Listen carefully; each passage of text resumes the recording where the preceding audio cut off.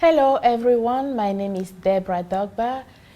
This is Afro Swag Media and Magazine, and today I have Jack here. I will let him tell us a little bit about who he is and what he is involved with. Hello guys, my name is Jack Beguedou. Originally from West Africa, Togo. Lived in America for the last 15 years. I'm a business owner, father of one, and what I wake up every day to talk about is usually insurance, protecting your family and livelihoods. And I made it a passion or a mission to make sure that anybody that is an immigrant living in America is educated on the importance of insurance. It's very interesting that you're talking about the importance of insurance, and when we talk about insurance, it includes life insurance, auto insurance, and all kinds of insurance. From a place of experience, why do you think African immigrant or the African diaspora is not really interested in getting a life insurance? So the concept of life insurance itself is foreign to us. That's the problem. It is, if you don't know, or if you've never been exposed to something, you never will want it. So if we go back a little bit, we're coming from a culture where we're more, I like to say, community oriented. Every time there's something, the community comes together to help. So if somebody passes away, the community will come together and help, financially or in any way they can. It really takes a village to raise and take care of each other.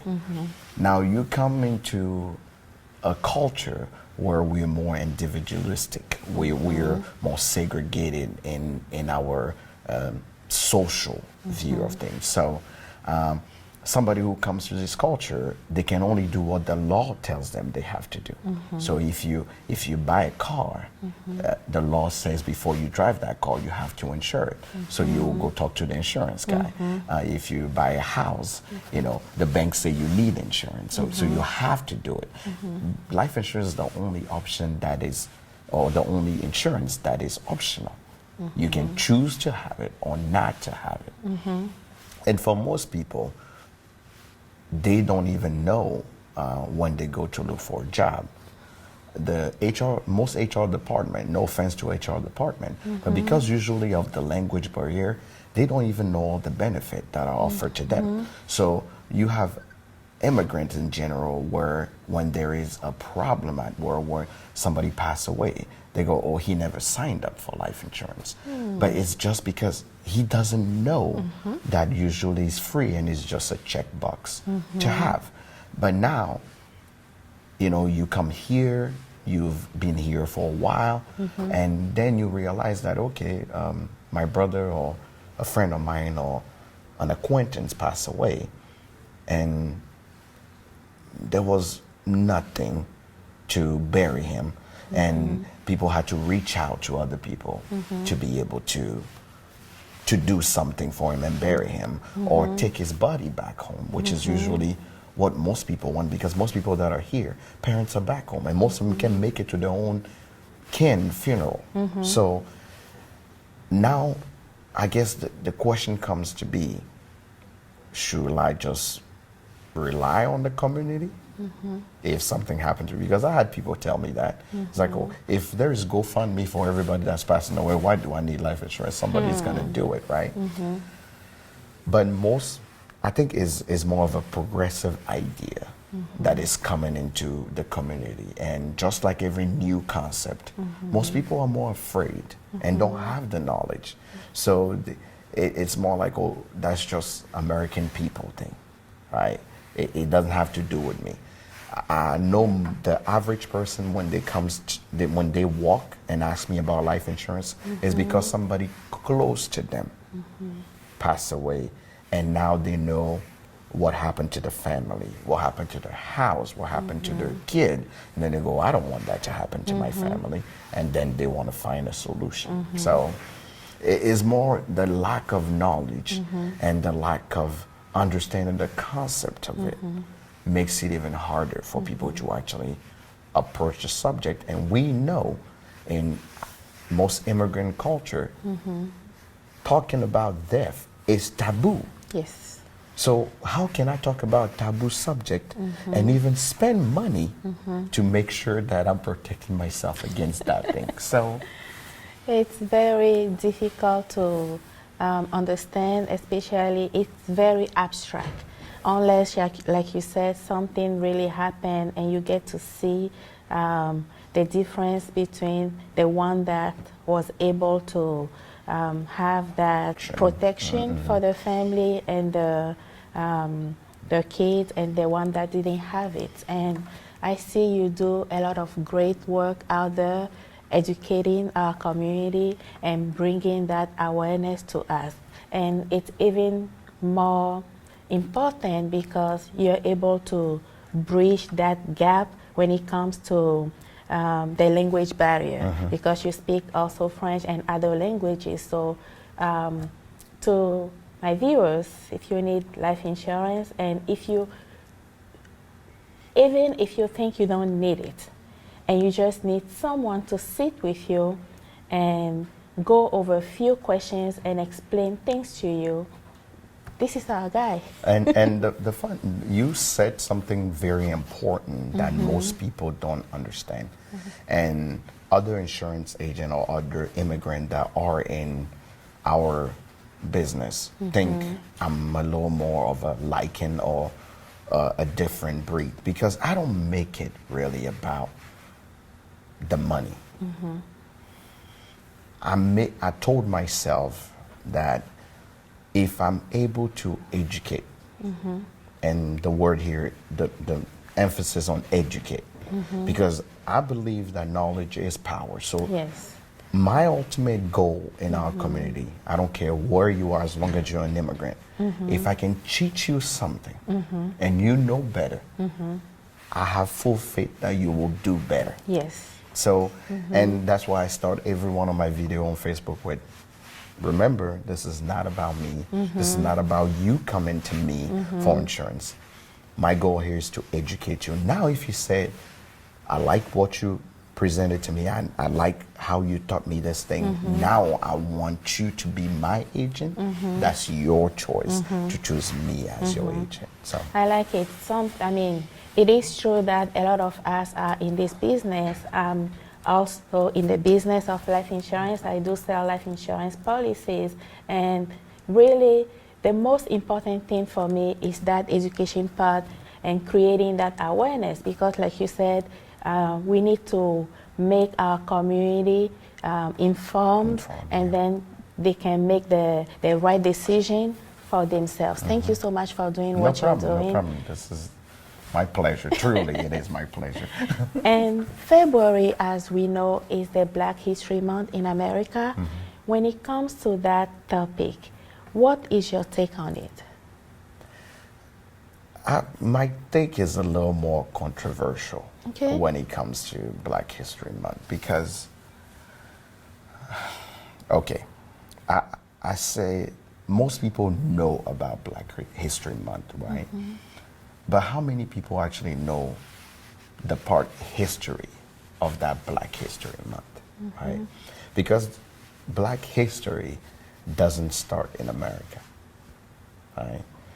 Black history starts all the way back from slavery, right? Your origin, where they were Black people were taken and then come here. The only part that most people know is 50 years ago. When I hear anybody talk about, Black History Month, everybody talk about 50 years ago, where they were Jim Crow. You couldn't drink where the whites drink. You couldn't, the first time you had any, Black people fought for their right to go to an university and whatnot.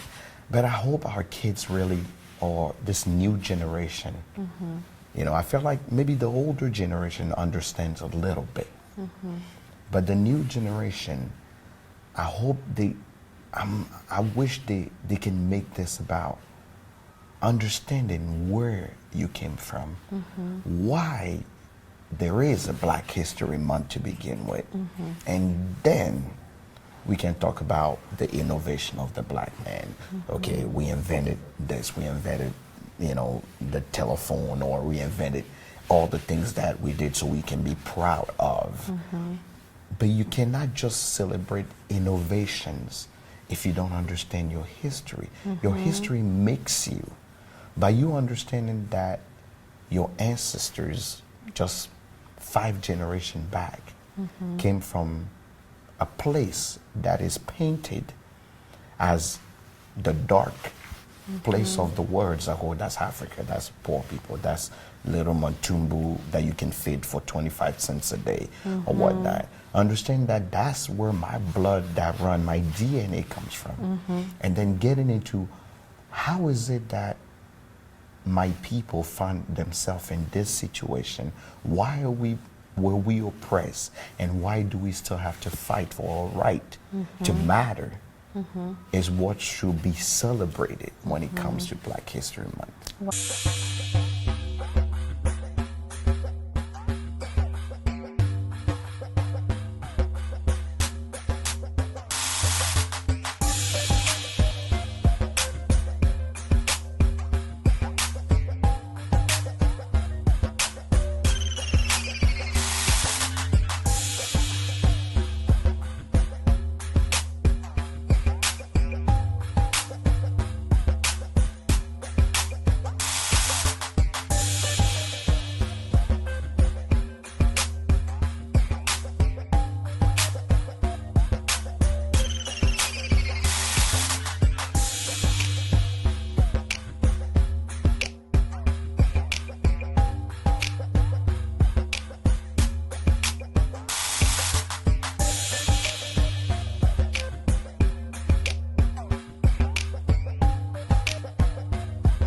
Wow, it's so deep what you just explained. It makes me think a lot when I go to, you know, events in honor of the Black History Month. It's not just a one-time thing. Like February is dedicated to the Black people, and then after February we move on to the next. Correct. No. It's very deep, and thank you for bringing that clarification. So, talking about Black men, oftentimes when it comes to sisters, like Black sisters, I see that trust and that sisterhood. What is it like when it comes to Black men? I think the women by nature, I think the nurturing side and the movement that the wave that came lately of women uniting is a little more organic and natural, right? Because an African American woman can go to an African shop. She doesn't speak any of the language, doesn't know what's happening, but will get her hair done because you're united by beauty. Yes. Right? Women can go to a Chinese nail shop, and none of them there will speak English. And they get together because we are united by you doing my nails, and I know you, and we have something to talk about. And they would tell them about their family and what. I think organically, women, even when you look at kids, girls, you put them together, they tend to unite really well, right? But men in general, we have egos, right? We have egos. And the other thing is that the Black man, right, not the African man, the Black man in America have been painted with an unjust brush in general, right? He's the thug. He's the guy that have baby mamas. He's the He's the person that is on crack in movies and everything you see. We have to be the tough one. We always have to be represented as somebody either doing bad thing or always overcoming something, right? So the African man is raised that way, but we are raised more in a sense of we have to have that elegance. We have to have that finesse about ourselves and pride. So when pride meets ego, it's usually not a great combination, right? So it's hard usually. When it works, it works amazing. When an African American, two men that understand their history, background, and know really what they're made of, it's just like bliss. We can make anything happen. But for the most, when that pride meets that ego, there is always that mistrust. It's like I can be friend, I can serve you, but we can't be friend because we have nothing to relate to. You don't know anything about me. We have nothing in common to begin with. You are that guy, and I'm this guy.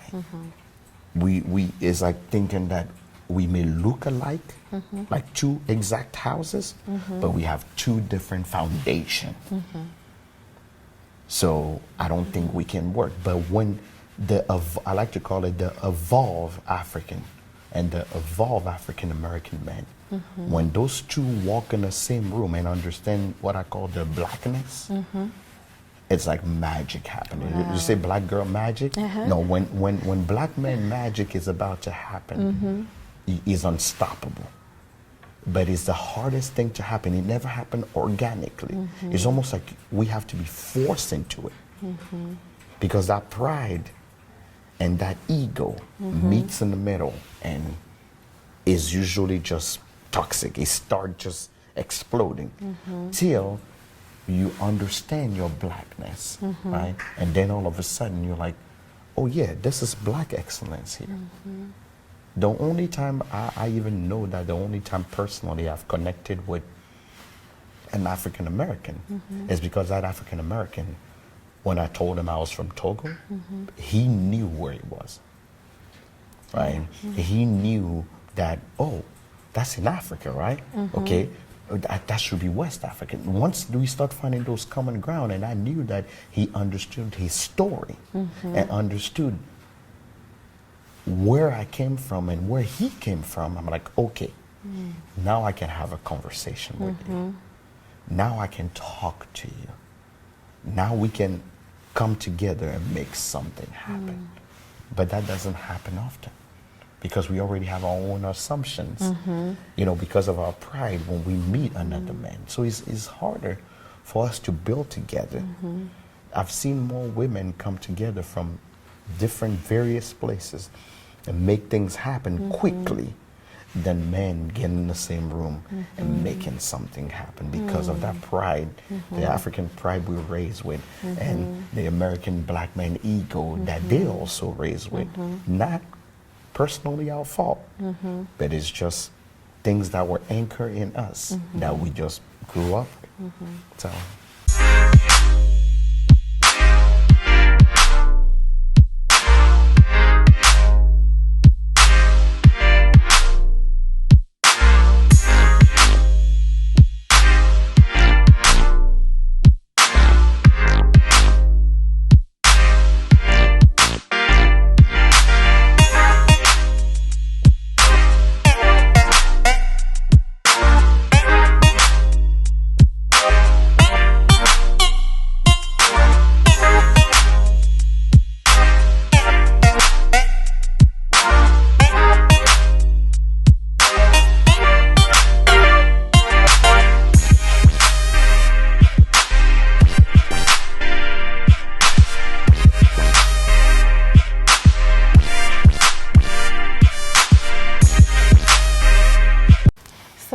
What do you suggest when it comes to bridging that gap because I believe in unity. When we come together, like we are unstoppable. So what could be one solution?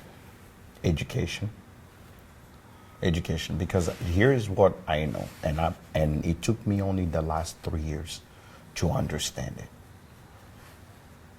I feel like there is a gap, that ocean that separates Africa and America, that's the gap between Black and African American, right?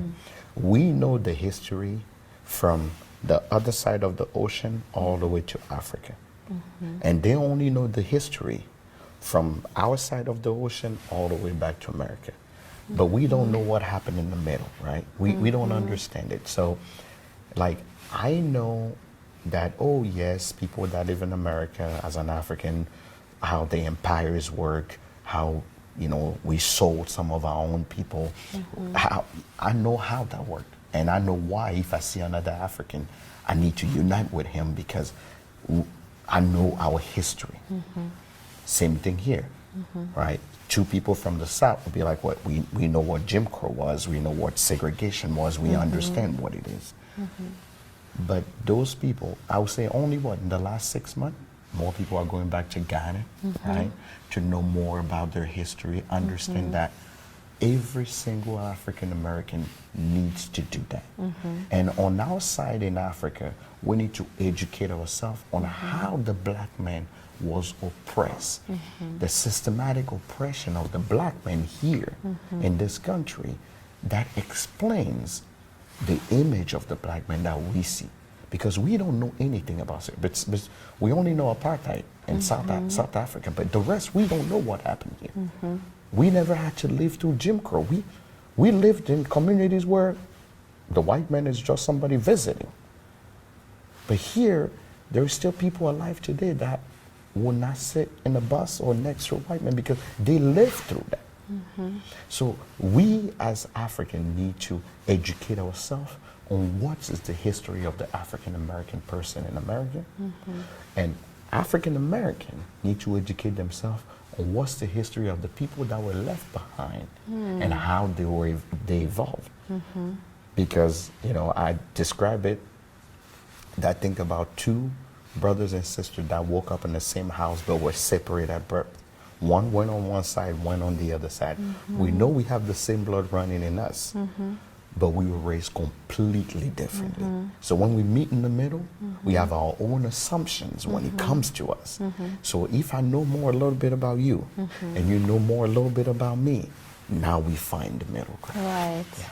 Well, that's so deep, and thank you so much. No problem. Any last words?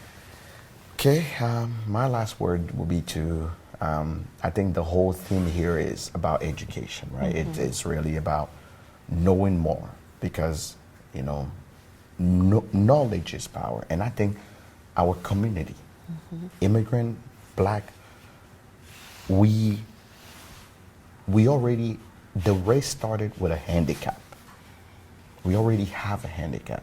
And that's what I tell people sometimes, that even I have to talk to my own daughter and tell her, life is not always going to be fair to you because you are not privileged. So education being a theme, we have to make it a priority.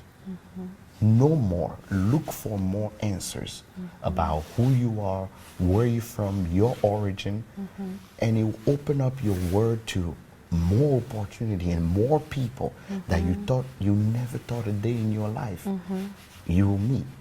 Education is, when it comes to our professional life, which is when we talked about insurance, when it comes to our personal life, being educated and understanding what happened, how it happened, you're set for success then. Yes. Education is key. Knowing that on one side there is pride and on the other side there is ego. That knowledge is powerful. Well, thank you for being on the show. Appreciate it. Thanks for having me. This is Afro Swag Media and Magazine. Thank you for watching. Bye-bye.